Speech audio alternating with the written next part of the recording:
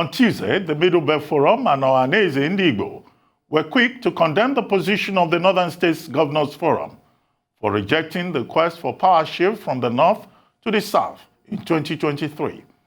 Both socio-cultural organizations were of the view that the governors of the 19 northern states were being clever by half when they cited the Nigerian Constitution as reason for their refusal to support presidential zoning.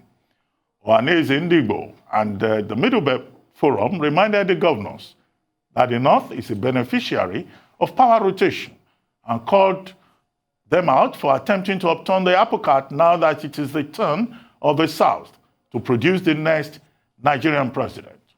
Instructively, Atedo Peterside, a retired investment banker and chairman of the ANAP Foundation, also waded into the controversy when he tweeted as follows, and I quote, "Some governors say zoning is unconstitutional. Will they accept a president and vice president coming from the same zone, or a governor and deputy from the same local government area, though these are all constitutional?" Unquote. Peterside went on to remind the northern governors that zoning is about political expediency and compromise. Also, in our interview yesterday, we had the deputy chairman of the Northern Elders Forum, Ambassador Yaya Kwande, on our show. Let's take a listen to what he said about the Northern Governors' resolutions. Jonathan, finishing his own constitutional right, he decided to go forward and contest the election for another term, depriving the North to produce a president that will complete the agreed term of 8 years. That's when the problem started. But people get confused. When Buhari eventually won the election, people then saw him as a northerner fulfilling the arrangement. But no, he succeeded on a platform of the APC, which has no arrangement of rotation of South and North. So therefore, the PDP that has arrangement with their counterparts in the South are still waiting for their 4 years to complete the agreement. And that's how we started now. People say, well, no, Obasanjo has done 8 years. Now another northerner has now done 8 years. So it should go to the South. Nobody says no. APC could also pick their candidate from the South or from the North. In fact, the whole political parties in Nigeria should study the situation and plan how to win the election, which the PDP did, and they are still on it. So the question of President Muhammadu Buhari being a northerner is not a matter of the rotation planned by the PDP between the South and the North. So therefore, I cannot see the reason why people are arguing. We politicians like to thrive on confusion. Otherwise, it is very clear arrangement of a political party. Well, joining us now to discuss the thorny debate on presidential zoning and the widening divide between the North and South is Goddy Uwazurike, a lawyer and former president of Akaikenga, an Igbo socio-cultural organization. Chief Uwazurike, good morning, and thank you for joining us on the morning show. Yeah, thank you, and good morning all. Good morning, Doctor. Good morning, Hel Rufai. Morning. Sorry. His own Rufai is without the L. Good morning, all. Good morning. Anyway, thank you, Chief Uwazurike, for joining us. Very quickly, you listened to Ambassador Kwande there and the controversy over the reaction to the position of Southern governors by not just Northern governors. At their meeting in Kaduna on Monday, the special feature of that particular meeting on Monday was that there was a delegation of traditional rulers from the north, led by His Eminence, the Sultan of Sokoto, at that meeting. So what we got in response to the Southern governors is what would look like a northern position with regard to some of the key vexatious issues of the moment. Rotation of the presidency to the south in 2023, VAT, open grazing. Your take. Well, let me say thank you to Ambassador Kwande. He said one thing which is very true. We politicians thrive in confusion. And that is what we just witnessed. The Southern governors had a meeting. What did the presidency do? Reacted violently. And suddenly all those who were shooting widely, all their snipers came out. Now the man, who I don't know where he belongs, this country or another country, came out to say we have the numbers. And then the premium meeting, which is the meeting of the governors, that now brought in the respected traditional rulers. And in one sentence, destroyed the national image of the Sultan of Sokoto, came out to now challenge the South. Does it make sense? The Sultan has a preeminent position. And in all their meetings, you see people giving way to him at national level. The next meeting, they will challenge his right to preside. On the issue of the governors, I think there is more noise in what they didn't say than in what they said. How do I mean? Plateau State was just burning the week before. Kaduna State was burning even as the meeting was going on. Absolute silence on those things. All they are interested in is power. In other words, the northern governors, those who were there, forget this nonsense about being unanimous. It was never unanimous. Came there, started talking in a way that I can describe as talking down on people. Our Constitution is very clear. Section 15 of the Constitution, under the fundamental rights, for everybody, the non-justiciable. 15:4, the state shall have or foster a feeling of belonging for everybody. And there should be no discrimination. In other words, everybody is free to aspire. But the political arrangement of making sure that power goes round is what I would say without any fear of contradiction. PDP got it right, practiced it, which is 6 zones. APC came in with 2 zones. Even at this moment, what the northern governors are saying, you cannot tell us you must have power from there.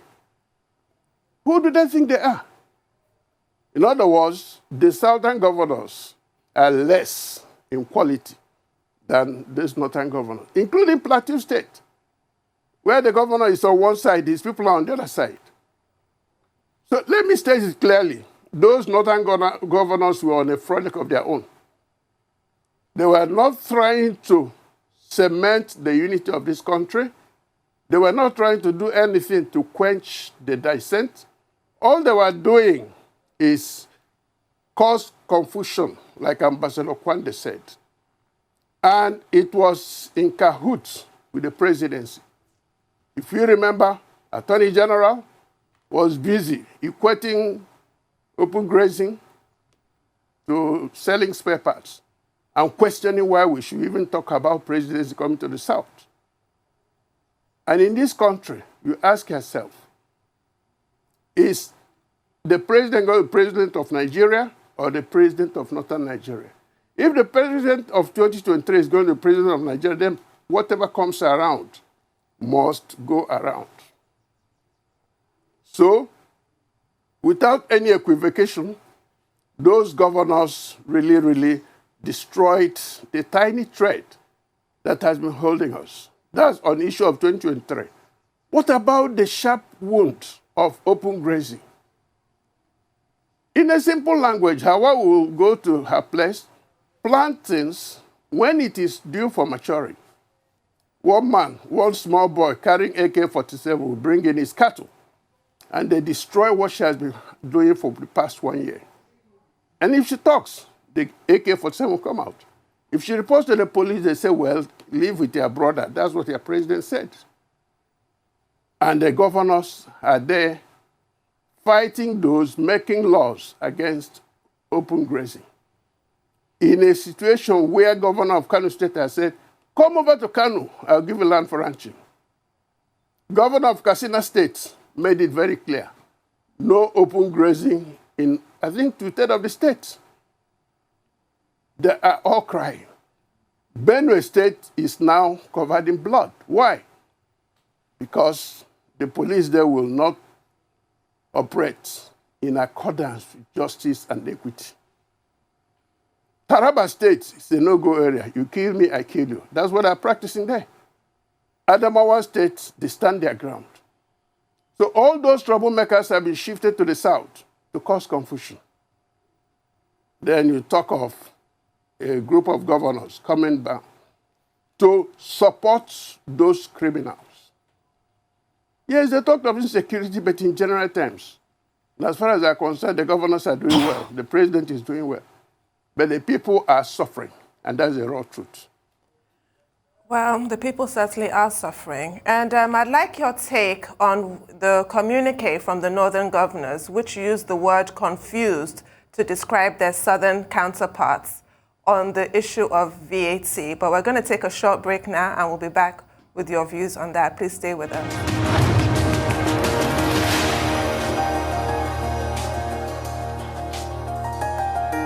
Welcome back to the Morning Show here on Arise News. We're still with Goddy Uwazurike, a lawyer and former Secretary General of Aka Ikenga. So before the break, I was asking you about the VAT matter and the manner in which it was raised by the Northern Governors Forum, saying their southern counterparts are confused on the issue. Well, you know, VAT is a consumption tax. It's a consumption tax, so make no mistake about it. If, for instance, a factory produces something in Imo State, the product goes out for consumption. The man who is buying it has to pay VAT. And as he's moving it to the where it is consumed, he also has to pay VAT. So in this country today, VAT is actually a state matter. Federal government is using what I would call a Abacha-era type of domination to take control of VAT from beginning. And that is wrong. It is commendable that we have a governor like Wike, we have a governor like Sanwo-Olu, and others should follow suit. This way, we will now streamline correctly what is due to who. As at now in this country, the VAT collected by the president and distributed to every other part of the country is illegal. The courts have said so. No other court has said anything to the contrary. And because it is a declaratory judgment, no court will say stay of execution. None. All that can be said in the end is, I hereby set aside the judgment, and no court has said that. So I encourage the issue of VAT resolution in court. And if you think Wike has done something wrong or strange, you are very, very wrong. When the president, vice president was Attorney General in Lagos State, and the present Minister of Works was Chief of Staff, the governor then was Tinubu. The government of Lagos State challenged the government at the center. In other words, Lagos State versus federal government of Nigeria at the Supreme Court.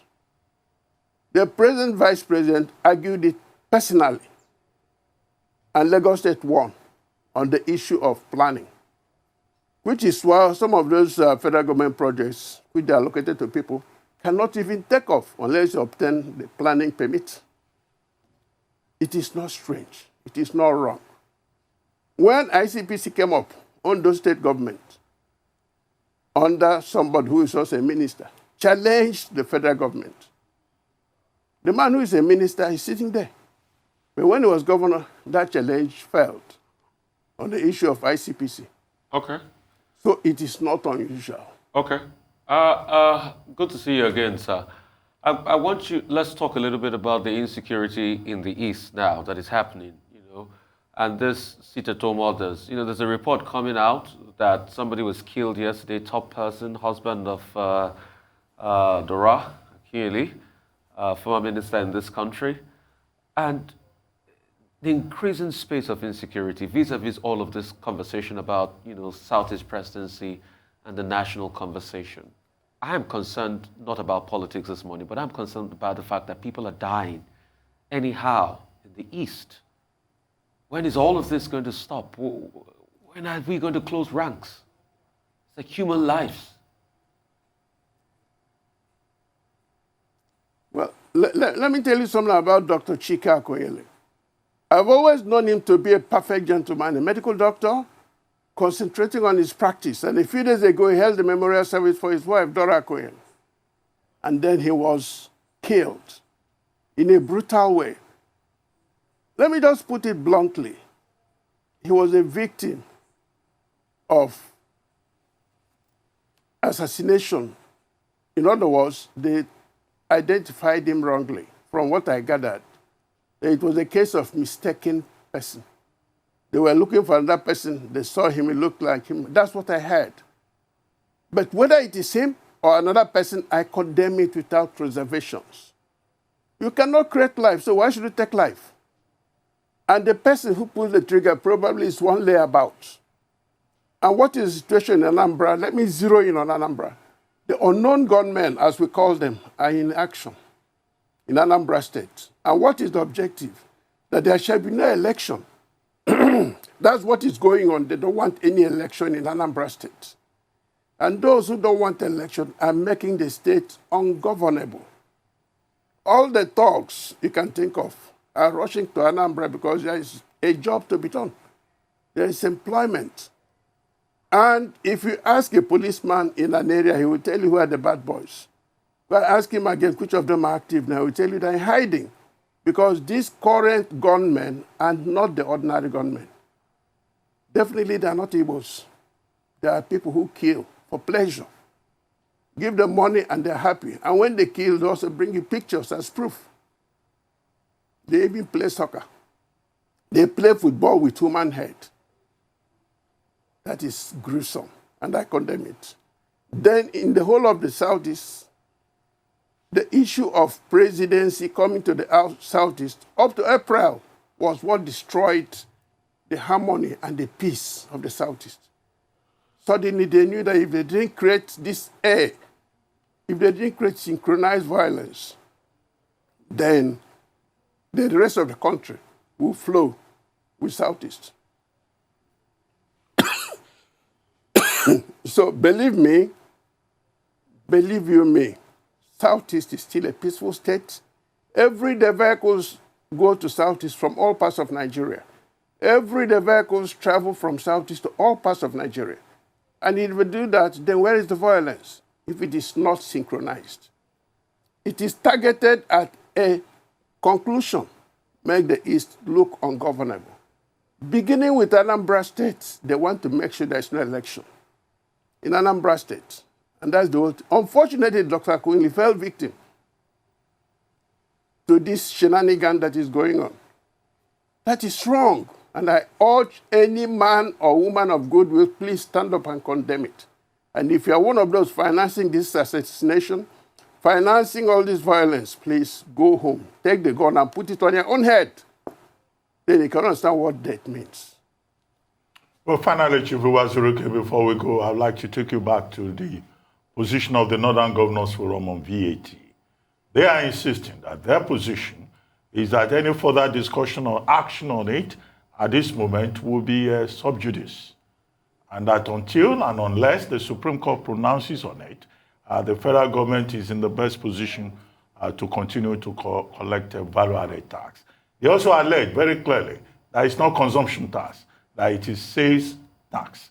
Briefly, because we have just about a minute or two to go. Well, you know, I was at the national conference, and some of these things came up. And we're very firm and clear. We termed it devolution of powers. Federal government let go of many things and let states handle them. Some of these things are called revenue, and major revenue is from tax. We even stated, let federal government concentrate on certain things like petroleum, foreign affairs, defense, and so on, and leave the others. From every state, let tax be paid according to the needs and production capacity of that state. It's a simple thing. And I'm also surprised that northern governors, after discussing VAT, said it's now sub judice. Why didn't they say it before discussing it? They discussed it, aired their views, and then announced it's sub judice, rather, that nobody should talk. We will talk, whether you like it or not. People in this country must talk. It is our right. Well, thank you very much, Goddy Uwazurike, for joining us on the morning show today. Thank you very much indeed.